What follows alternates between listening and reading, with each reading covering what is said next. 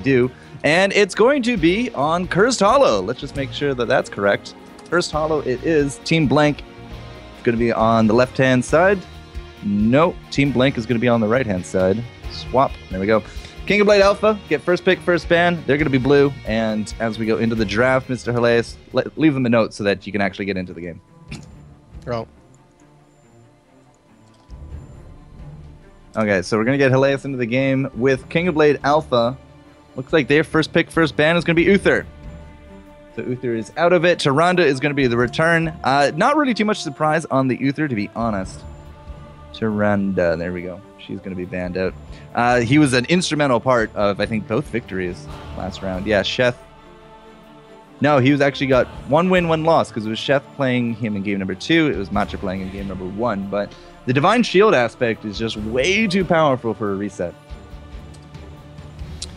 That's going to lead us into a Kael'thas first pick here from King of Blades Alpha. And that is once more going to be a Zagara coming into it, and a Sylvanas. So this is a heavy push already set up here from Team Blank. Victory for the Forsaken. Hold on 1 second, Jester. I'm sorry. I'm having some issues with the draft. It's not like can't get in. Boom, boom, boom. There. Try that. So the Kael'thas is going to be followed up by a Murden. And would you believe that apparently today is the day that Thrall comes back into my life? For action. So Murden, Thrall, and a Kael'thas. That's, again, some pretty heavy lockup right there. But Cursed Hollow is a very big map. It's a very big battleground. And we already have Zagara and Sylvanas. I would not be too surprised to see Team Blank actually just rushing down bottom lane with Zagara and Sylvanas and the rest of their team for a quick fort. It happened last night in the Divergent Gaming Amateur Series. It was actually King of Blaze Alpha that did it, would you believe? And what happened is within 1 minute 10 seconds, they took a fort. And within 1 minute 20 seconds, the opposing team took a fort. It was a very strange game. But I can actually see that happening here, especially with the Zagara and the Sylvanas on the same side. But it's their time. They have to actually do ban. It's going to be a Kerosene ban. Does Team 1 have anybody notable for Kerosene? That's my question. And I wouldn't know. I know Collusion on the team. I'm unfortunately not really too familiar with the rest of their players. Did you get in, sir? I am in. I got it. Looks like it's working. Okay, so Falstead just came up for the ban there as well. That's the second time he's been banned today. No Gust resets that King of Blades Alpha wants to have happen. So with that Thrall leading the charge and a Muradin, they could go very engage heavy. And they might have to if it's going to be a Team Blank kind of just split push tactic. So I think what we're going to come down to here is Team 2 has some good... Oh, Joe, of course. So they have the peels they need for Thrall. They have great vision. They have great push. I wonder what do you think they're going to get for support? Malfurion. Okay, so Joanna coming into it again, just kind of... I really do think it is going to be a very early split push or just a collapse. Malfurion coming into it as well. He has a lot of, sticky targets. Sylvanas is going to need a heck of a lot of healing. Zagara there as well. Johanna should be okay by herself, but Malfurion as well, the big thing there is Ice Block. I mean, if he's going to be a big target, especially with Thrall coming in leading the charge with Sunder, you're going to need to almost immediately just hit ult and Ice Block. Well, I feel like there's enough squishy targets that Malfurion may not need Ice Block. I mean, he can go for the extra healing. He's got the roots. He's got the peels from Joe. I mean, Thrall's going to have a hard time just walking right up currently because, I mean, you have to go through Zagara, take a lot of damage. You have to go through Sylvanas, so take a ton of damage. And he overextends, so you probably won't have a way out. And that is definitely going to be something to keep in mind. So what can we do to back up Thrall here? We have a Muradin diving buddy already. Kael'thas into the back. Uther is the ban. Tyranda's out. Malfurion, this feels like a Tassadar has to come and do it. Oh, Medic? Medic. Not something I expected. No, that makes sense currently. The other Team 2 doesn't have a lot of dives, so they're going to have a good time protecting the Medic. They're going to have the huge output right now. So if they go Tassadar, I don't think we have enough damage. I think we have to put all the eggs in the Medic basket.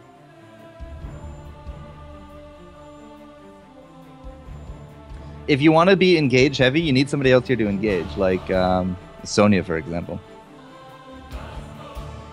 I'm not sure. Maybe not a Sonya. No, I could see a Sonya. Sonya would work pretty well. You got you got huge heals on her. You got a bunch of diving buddies. I mean, the only problem with that would be kind of a little bit heavy on melee for the roots and the Joe kind of clumping up. No, Radar. So, yeah, I mean, it still sticks. They needed more damage. They needed. Vikings. All right, sure. Just throw everything into the wind, say blank. Cool. They needed more damage, or they need another diving buddy. I'm not saying that Raynor is going to fill that role, but he will have damage. He will have Inspire, which will help out again the Mirrodin and the Thrall in that regard as well. The movement speed, the resets where they disengage, and the Hyperion are all fantastic tools here. I am now, however, reinforcing the opinion that Team Blank is going to be pushing down a lane. Like, they're immediately just going to go straight into a lane and just push and push and push. Vikings can soak the other two. I wonder if they're going for the long game where you just kind of soak with Vikings and you split push and just try to get as far ahead until the very crucial third tribute where you actually have to take it. Because right now they don't have a lot of actual team fight with Lost Vikings. And that's exactly the point. They have very weak team fight. Now, my question is, I haven't seen Vikings played in competitive in a long time, so I'm curious to see which ultimate it will be. I'm very much in favor of going play again, because push, push, and push, you push for days. As long as you have one Viking up, you can continually keep the rest of them up. But will this be a Viking boat for the team fights? Do they need it? Can they afford to not have it? I think they're going to need the boat because with the damage they have right now, unless they land like a really good Maw arrow combo on the medic, I don't think they have enough damage to actually push the medic off her team. A very interesting comp coming out of Team Blank. The big question again to me is, will it work? We have a lot of dive and a lot of blow-up potential here from King of Blades Alpha. Kael'thas, Mirrodin, Thrall, Raynor, they're going to erase somebody, especially Vikings. Vikings will get erased very easily. Thrall can almost just insta-give, I think, Eric or Balog just at level 1, just with the tools that he has. If it all lands, it's a dead Viking. Raynor can almost do the same thing. If you're not paying attention to the Viking, you walk up to him, auto-attack him, and then you just finish him off with the penetrating. Kael'thas is just going to continually W one of them. The thing is, will they heavily defend their other lanes? Will it be a 3-man defense up against this push? How will they react? Will they try to dominate the other 2 lanes? Or will they try to defend against this heavy push that Blank has set themselves up for? I feel like they're going to have to defend against the push, and it's going to be difficult because they're going to have to rotate out of their lanes while Vikings soaking, and then you just have Sylvanas shutting down all the buildings, you have Zagara pounding the buildings with everything they got, and you have Malth keeping Sylvanas and Zagara full of mana, and then Johanna just protecting the squishies. It sounds great in theory. I'm just not entirely too sure that it will, the best laid plans of mice and men can only go so far. I mean, I think it's going to, you also have to think about that they can't leave Medic by herself, so you're probably going to see Mirrodin in a lane, probably Thrall, and then you have Medic, Raynor, and Kael'thas trying to defend. I'd put Thrall, Kael'thas in other lanes personally. Well, maybe Raynor. They might need the AoE nature of Kael'thas. It's all about the pushback factor of Raynor, the safety factor. You can't put a melee up against that 4-man comp. So Thrall almost has to be in a different lane.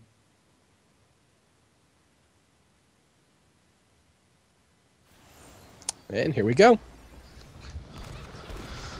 Boom. All right, on the left-hand side, a little bit of a difference if you have been following. King of Blade Alpha is going to be here on the left-hand side. Collusion, Frozen X, Dark Chimera, Talking Trees, and Tomster.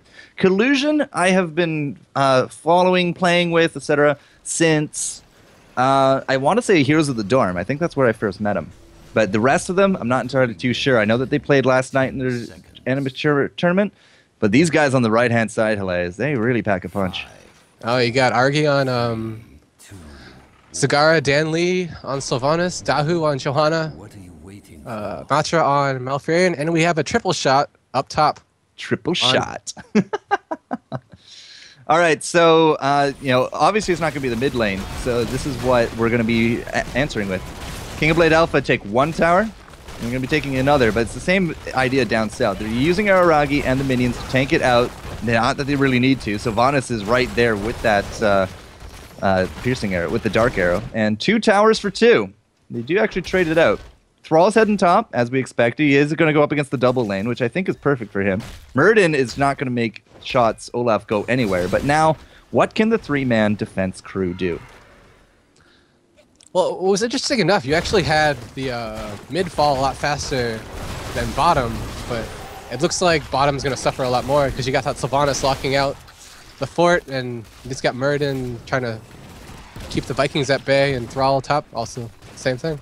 So they're going to use the pushback and the AoE factor, plus the Inspire on minions, not that will get too far, of the Rainer, and the AoE nature of Kael'thas with the medic. So if you can't blow up anybody here, especially the medic, you're not going to get any more kills. But again, look at this power of the push right here. It's going to keep going in, and it's going to keep chipping away at this. So one thing to notice that you had Matra, he actually got the Moonburn on the first talent tier level. Mm-hmm. He's going all for the push, but oh.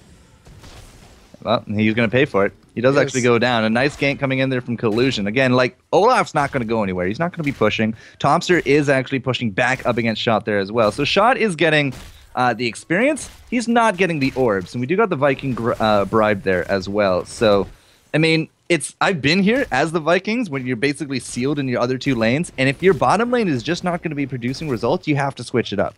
And you can see that actually happening right here. They're going to be switching up tactics. Sorry. They're behind in experience, but right now they're up in building damage. So, I mean, they're not exactly. I mean, they're still in a good spot with this strat. So bottom lane's going to push back. We do actually have some ogres to be joining them. Now we are going to have a tribute here sometime in the next 20 seconds or so. They're going to catch Chalking Trees there with the W from Sylvanas, but it's all about Frozen X right now. The roots will actually connect, would you believe? But the medic, the power of the medic, so much put into Rainer. Finally, a Viking goes down. Tomster is able to pick up the Eric into the top. He should actually be able to pick up that tower there as well. And Collusion and Shot, I mean, again, like that, Olaf's just not going to get anything done. And there goes the fort, sir. The fort, just as the tribute spawns, it should be a straight Tomster victory up there, though.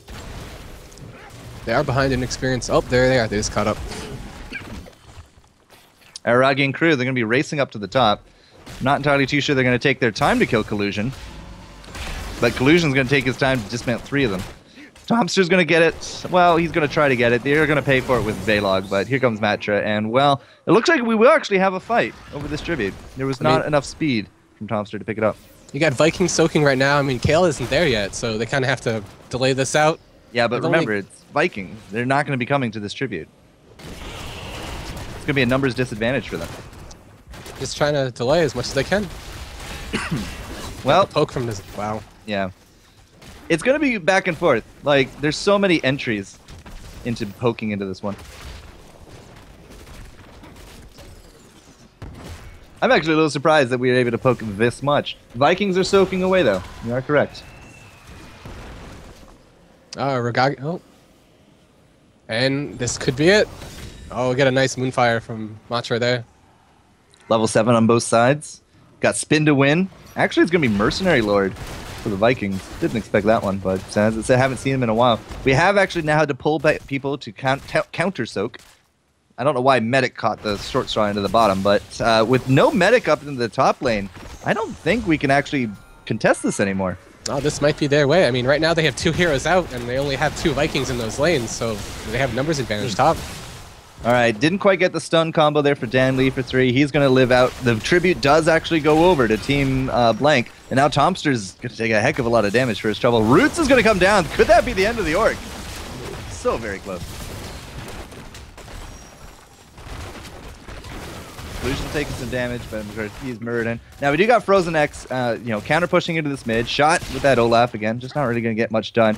It's the Medic versus Eric into the bottom lane, which is funny. So the counter soak, it's keeping them level parity, but I don't know.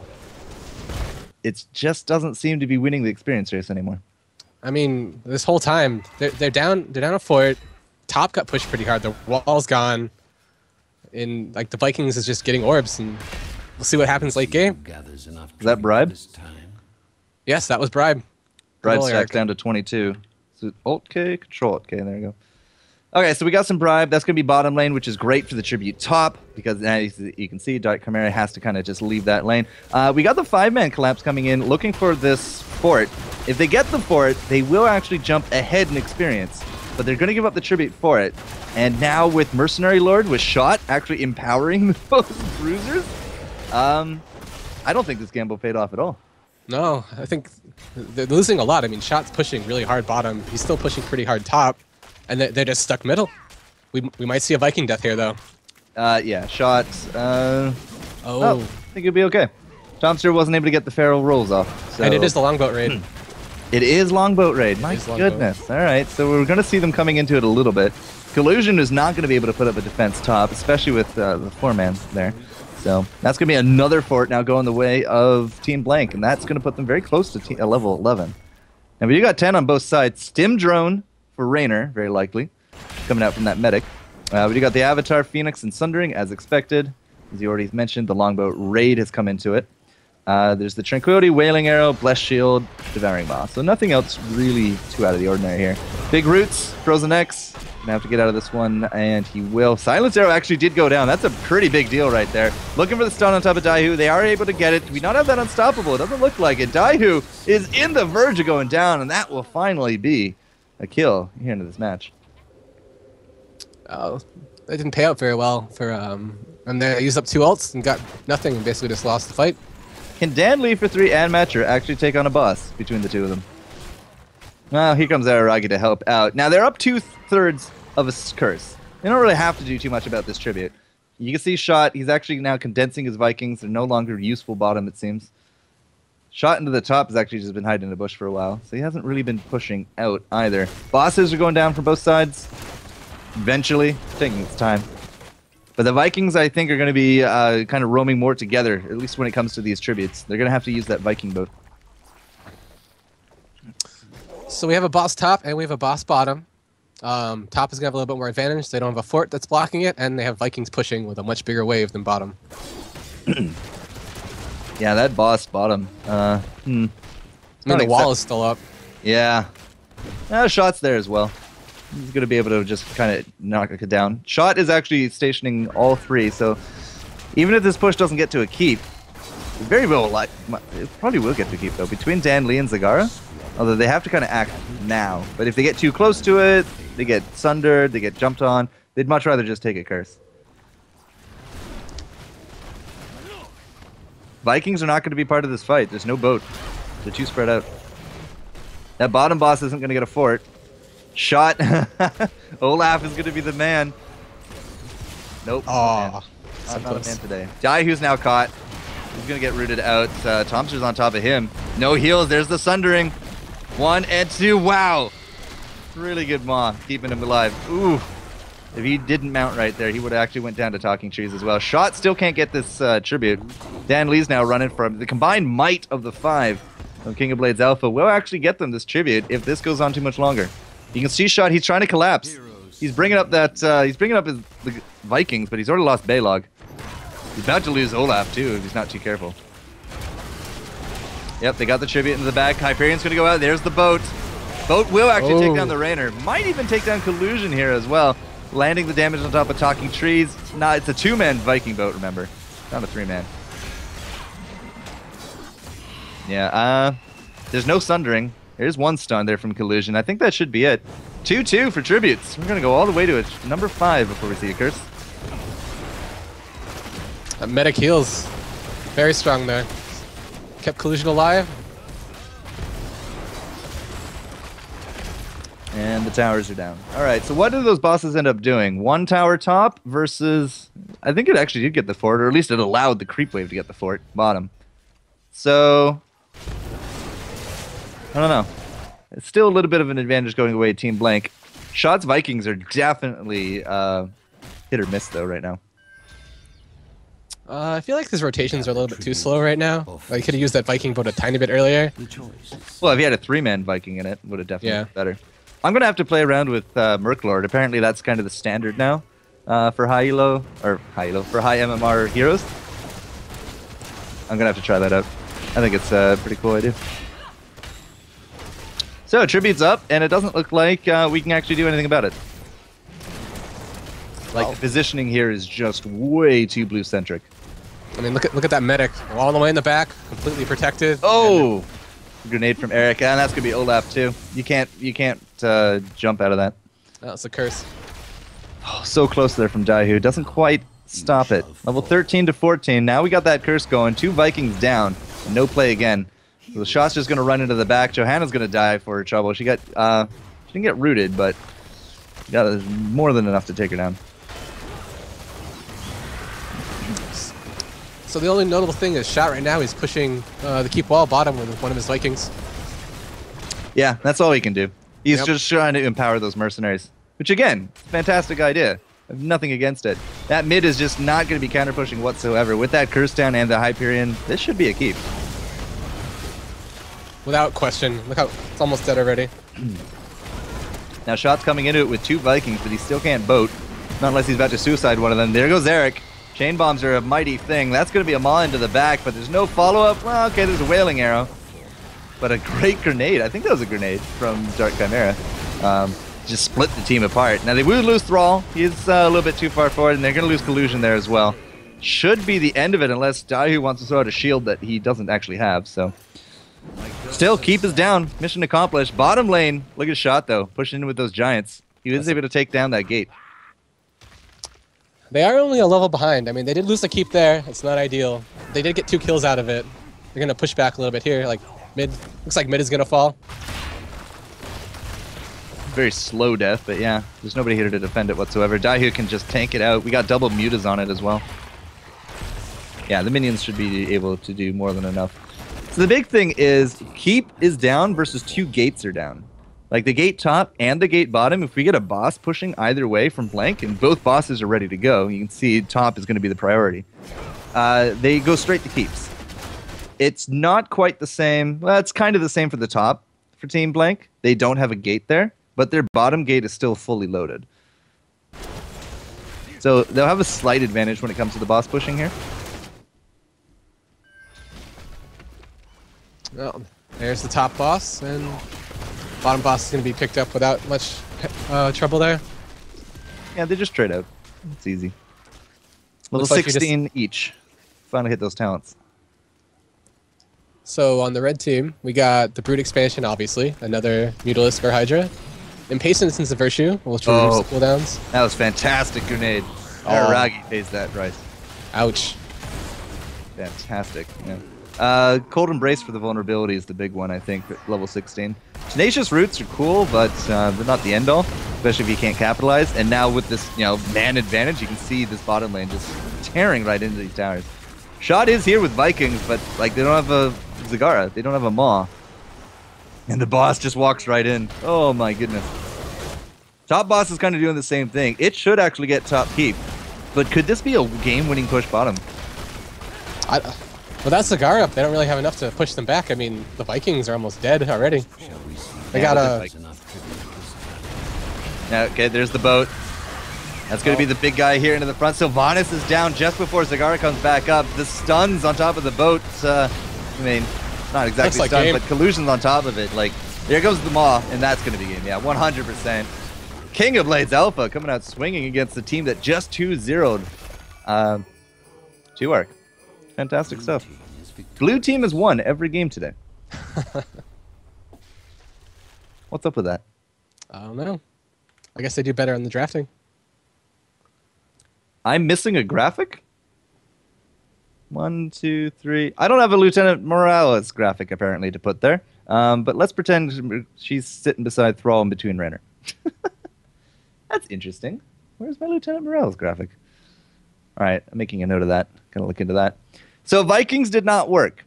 I mean, it was very obvious that it was going to be a heavy push lane, I think. But they got sealed pretty hard. The Mercenary Lord, I think, was a cool idea, but it just wasn't able to get enough value.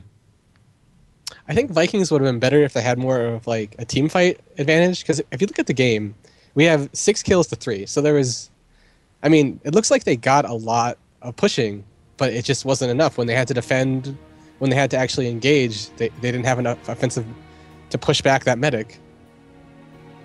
I don't think... Did Medic even die? 0 deaths. 0 deaths. Nope. She was part of 5 out of 6 kills, 0 deaths, healed 62k. Ugh. That's a hell of a lot for a 14-minute game.